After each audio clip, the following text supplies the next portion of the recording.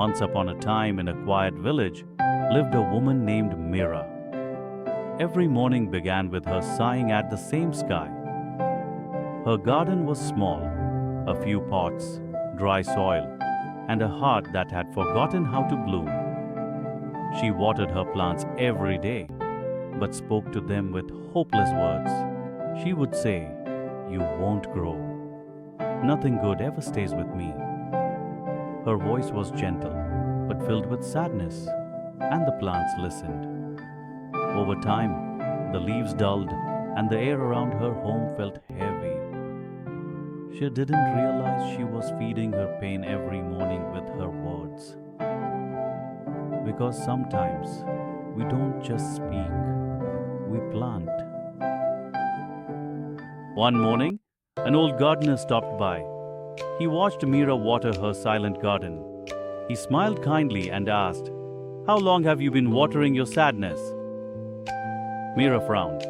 "I'm not watering sadness. I'm watering my plants." The old man chuckled softly.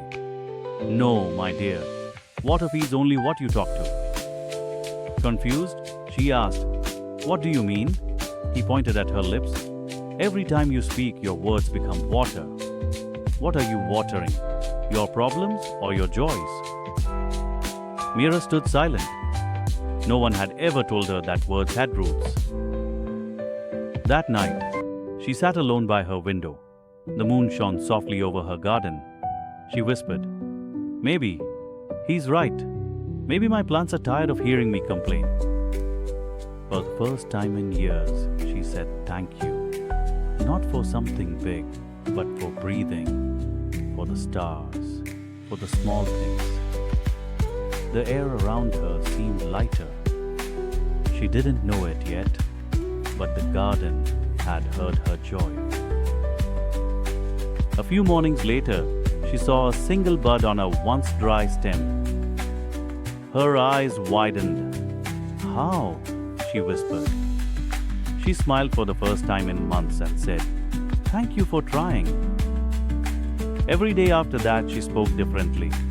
"You're growing beautifully. I'm proud of you." Her words became soft music that filled her garden. Birds began to return. The air felt new. The more she talked about her joys, the more life responded. Weeks passed. The old gardener returned and found her surrounded by flowers. "You changed your water," he smiled. Mira laughed. "No, I changed my words."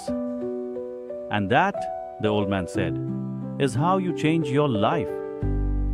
Mira looked at the garden and realized the flowers had always been waiting for her joy.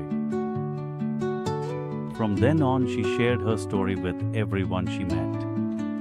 Whenever people complained, she would hold their hand and say, "Try watering your joy today." At first they laughed, but soon they understood. The habit of pain fades when replaced with the habit of gratitude.